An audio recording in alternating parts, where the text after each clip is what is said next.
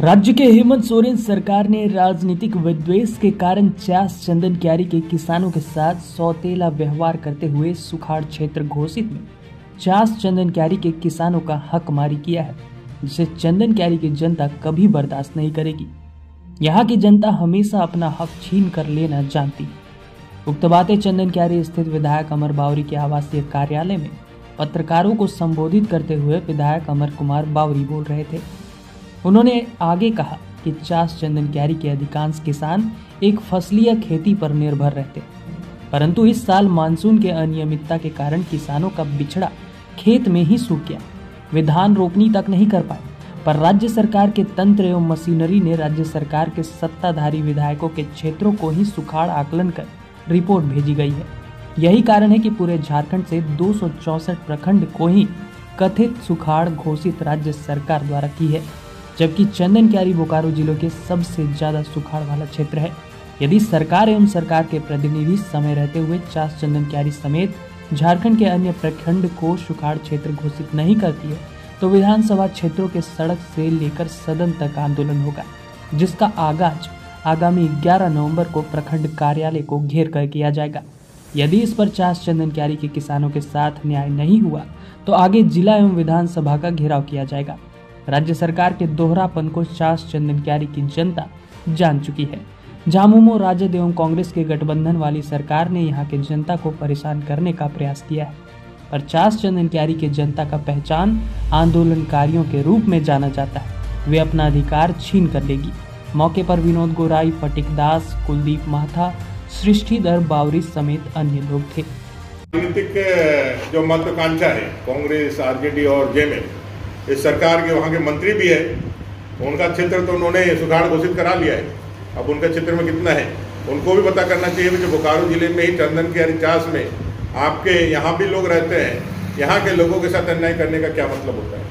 आज दिखा दे किसी भी, कौन चश्मा से देखा है यहाँ के पदाधिकारी, किस चश्मा से देख करके देखा है कि भाई यहाँ पे धान की खेती हुई है, सारा खेत खलिहान खाली पड़ा हुआ है, और आपने सिर्फ राजनीतिक द्वेष के लिए कि भाई वहाँ पर भारतीय जनता पार्टी का विधायक है, वहाँ पर अमर बावरी है, इसके लिए आपने जो है इस तरह से उसको निकाल दिया है। क्या समझते हैं कि सरकार जो आपके पास है उसका सही मायने में उसका राजधर्म का पालन सरकार को करना चाहिए।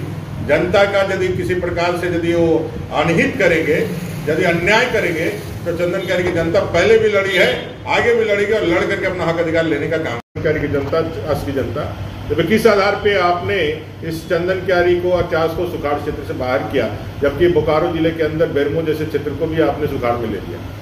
क्या आपका पैमाना सत्ताधारी दल में बैठने वाले लोगों का क्षेत्र ही सुखाड़ के लिए आहता रखता है क्या?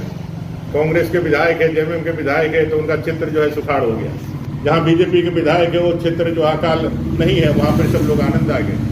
ये राजनीतिक विध्वंसता जो आपने दिखाया है, जो इसका जो मुझे लगता है राजनीतिक जो इसका ये है, जो उनका जो दिख रहा है, जो राजनीतिक विद्वेष के कारण ऐसा करने का जो समझ में आ रहा है, मैं सरकार को चेतावनी देना चाहता हूँ। चास चंदन क्यारी की जनता इस अन्याय को सहने के लिए तैयार नहीं है। अगर सरकार यदि इस चीज को संज्ञान में लेते हुए, हमारी बात हुई यहाँ के अंचलाधिकारी से, मैंने उनको कहा कि भाई आपने किस तरह से यह जो है क्षेत्र सुखाड़ के क्षेत्र में नहीं रहा, तो उन्होंने मौखिक रूप में कहा है कि भाई सुखाड़ के क्षेत्र में बोकारो जिले में दूसरे नंबर पर चंदन क्यारी का नाम किया हुआ है। अगर दूसरे नंबर पर गया हुआ है और 5 प्रखंड जो है उसमें शामिल हुआ है, तो दूसरा में तो होना चाहिए था।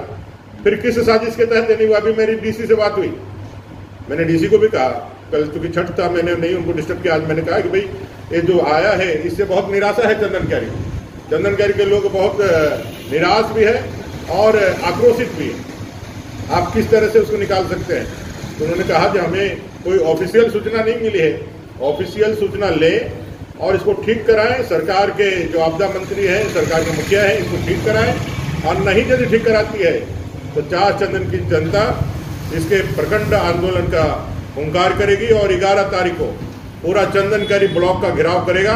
और यदि चंदन क्यारी यदि इसका सुधार नहीं होता है तो जिले का भी घेराव किया जाएगा।